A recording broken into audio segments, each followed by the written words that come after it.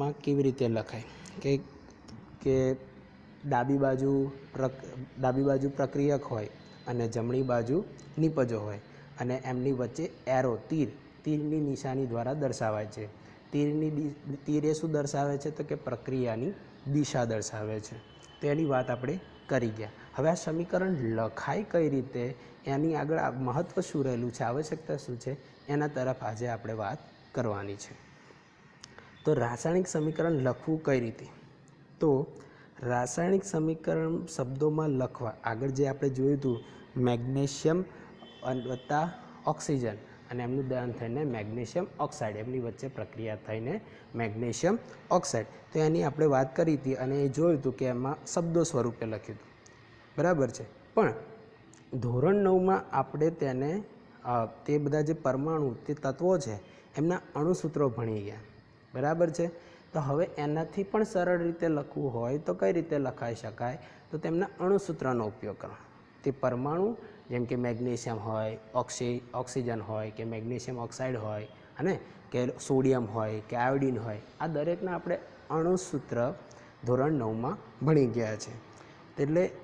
એટલે જો રાસાયણિક સમીકરણમાં આવતા ઓક્સિજન, મેગ્નેશિયમ ઓક્સાઇડના સૂત્રો લખવા, બરાબર છે। આ દરેક તત્વ પરમાણુના આપણે શું જોઈ ગયા છે, સૂત્રો જોઈ ગયા છે। તો એ જે આપણે શબ્દ સ્વરૂપે લખતા હતા તેની જગ્યાએ આપણે હવે એમના સૂત્રો લખીશું, એટલે તેનાથી પણ હવે જે રાસાયણિક સમીકરણ છે કેવું થઈ જશે, સરળ થઈ જશે। પછી આમાં જોઈતા હતા આપણને ખ્યાલ છે કે તીરની ડાબી તરફ અને જમણી તરફ રહેલા પરમાણુની સંખ્યા કેવી હોવી જોઈએ, સમાન હોવી જોઈએ। કેમ તો કે આપણે ધોરણ 9માં દળ સંચય અને નિશ્ચિત પ્રમાણના નિયમ ભણી ગયા છે લેવોઇઝરના, હા કે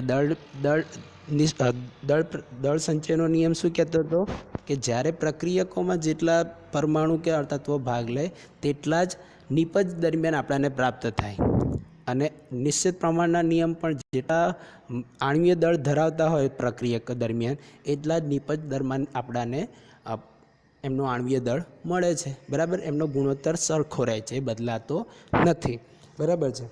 હવે જો માની લો કોઈ એવું સમીકરણ હોય કે જેમાં પરમાણુઓની સંખ્યા સમતોલિત ના થયેલી હોય, બરાબર છે, એવું બની શકે। જેમ કે અહીં જુઓ તો કે અહીંયા જો મેગ્નેશિયમ વત્તા ઓક્સિજન એટલે કે ઓક્સિજન અને એ આપે છે મેગ્નેશિયમ ઓક્સાઇડ, તો અહીંયા ઓક્સિજન એક છે ને અહીંયા બે છે, બરાબર છે। તો આ સમતોલિત નથી, બરાબર। એક બાજુ એક ઓક્સિજન છે ને એક બાજુ બે ઓક્સિજન છે, તો આવા ક્યારેક સમીકરણો આપણને મળે છે। તો આવા જે સમીકરણો હોય તેને સમતોલિત સમીકરણ ના કહેવાય, એટલે કે અસમતોલિત સમીકરણ। કેવા કહેવાય, અસમતોલિત સમીકરણ। જો એટલે કે ડાબી તરફ અને જમણી તરફ પરમાણુઓની સંખ્યા સમાન ના હોય તેવા સમીકરણને કેવા કહેવાય, અસમતોલિત, બરાબર। અને આ જે અસમતોલિતને બીજું પણ નામ આપેલું છે એવા રાસાયણિક સમીકરણોને આપણે કહીએ છીએ માળખાકીય રાસાયણિક સમીકરણ। અસમતોલિત સમીકરણનું બીજું નામ છે માળખાકીય સમીકરણ, બરાબર છે, ઓકે। અને જો બંને બાજુ પરમાણુઓ કે અણુઓની સંખ્યા સમાન હોય તેવા સમીકરણોને સમતોલિત સમીકરણ કહેવાય, બરાબર છે, ઓકે। હવે જોઈએ સમતોલિત અને અસમતોલિત સમીકરણ। તો અસમતોલિત સમીકરણ કોને કહેવાય, એ તો આપણે જોઈ જ ગયા છે કે જે રાસાયણિક પ્રક્રિયા દરમિયાન જે પ્રક્રિયકો ભાગ લેતા હોય એ નિપજ દરમિયાન આપણને એટલા ના મળે, બરાબર, કે રાસાયણિક સમીકરણ લખ્યું હોય તેમાં પરમાણુની સંખ્યા સમાન ન હોય તેવા સમીકરણને આપણે કેવા કહીએ છીએ, અસમતોલિત। એટલે જો જે રાસાયણિક સમીકરણમાં દરેક તત્વ પરમાણુની સંખ્યા સમાન ન હોય તેવા રાસાયણિક સમીકરણને કેવા કહેવાય, અસમતોલિત રાસાયણિક સમીકરણ, બરાબર છે। અને અહીંયાનું ઉદાહરણ આપેલું છે, જો કે મેગ્નેશિયમ વત્તા ઓક્સિજન એ આપે છે મેગ્નેશિયમ ઓક્સાઇડ, જે આપણે આ આગળ પ્રક્રિયા જોઈ ગયા છે। કે એમાં અહીંયા જો બે ઓક્સિજન છે ને અહીંયા કેટલા પ્રક્રિયક દરમિયાન કેટલા ઓક્સિજન છે, બે, અને નિપજ દરમિયાન એક જ ઓક્સિજન આપણને પ્રાપ્ત થાય છે।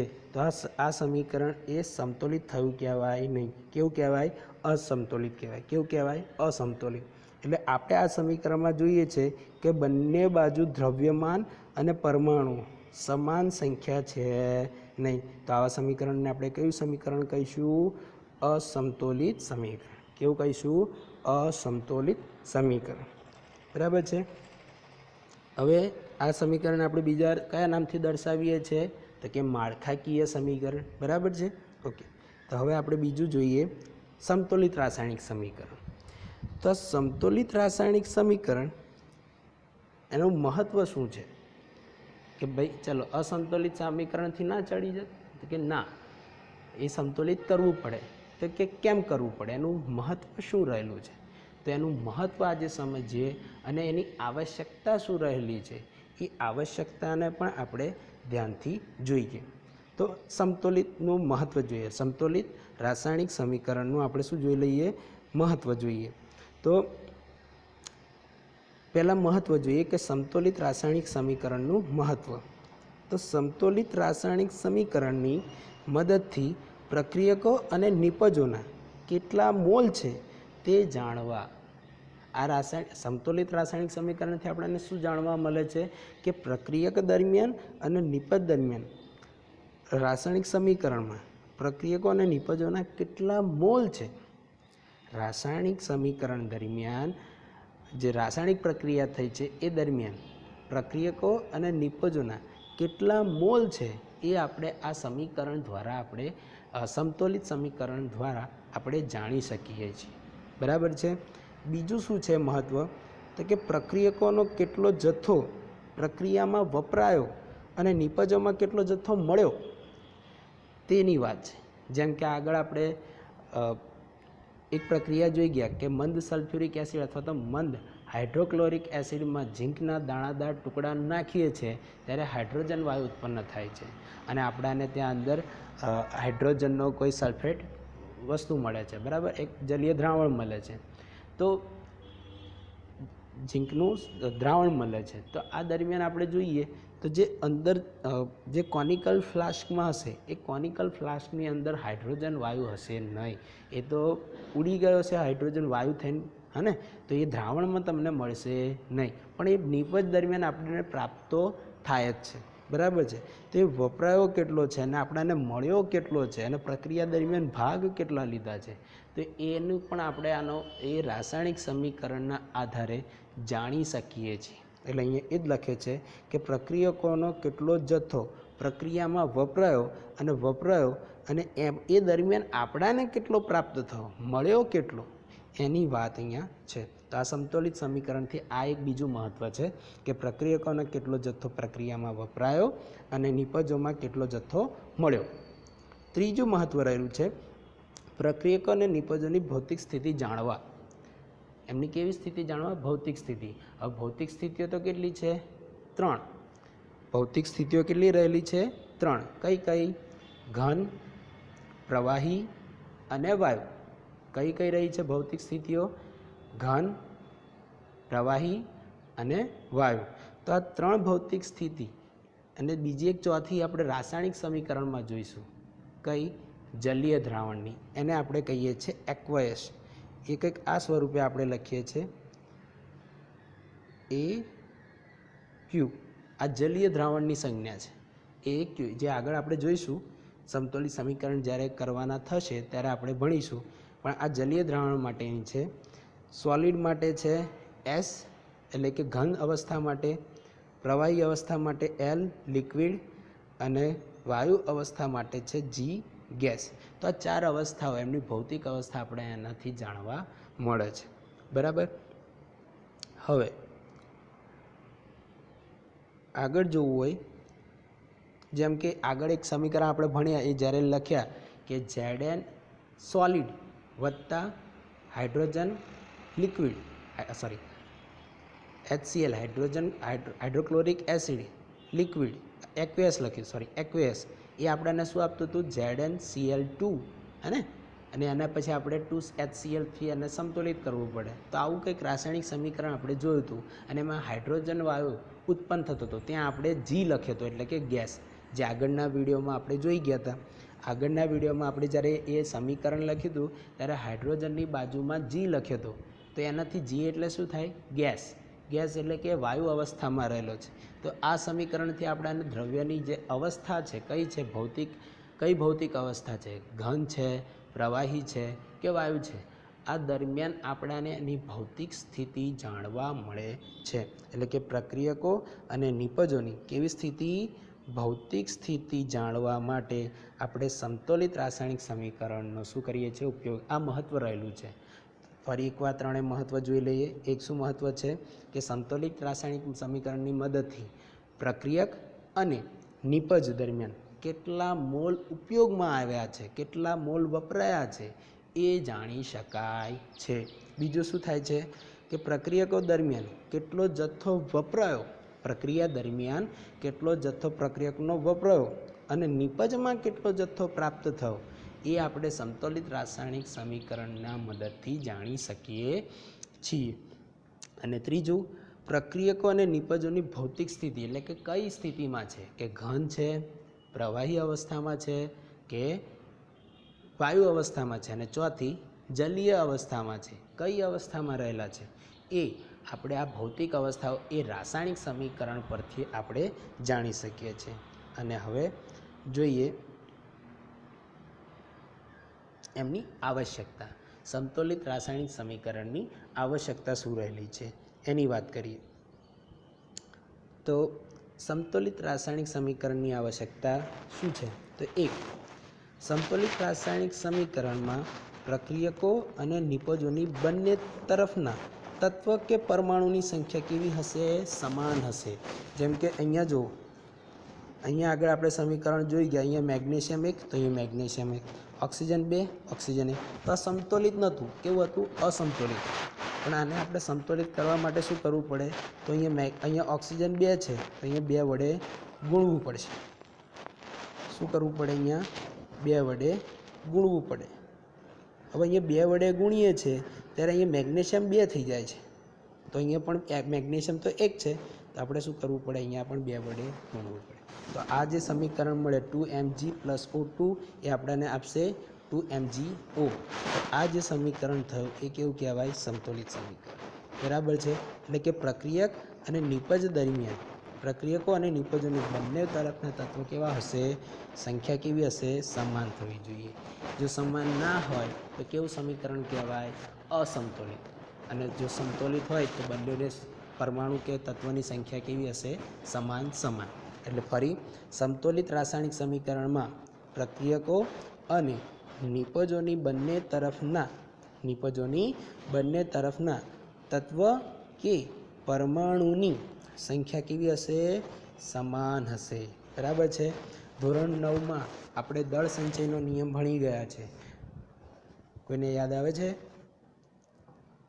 ચાલો, દળ સંચયનો નિયમ શું કહેતો હતો? તો દળ સંચયનો નિયમ એવું કહેતો હતો કે કોઈ પણ દ્રવ્યનું સર્જન કે વિનાશ થઈ શકતો નથી. દળ સંચયનો નિયમ શું હતો?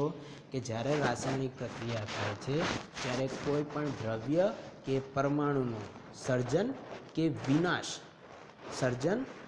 વિનાશ થતું નથી. એટલે કે જેટલા પ્રક્રિયકો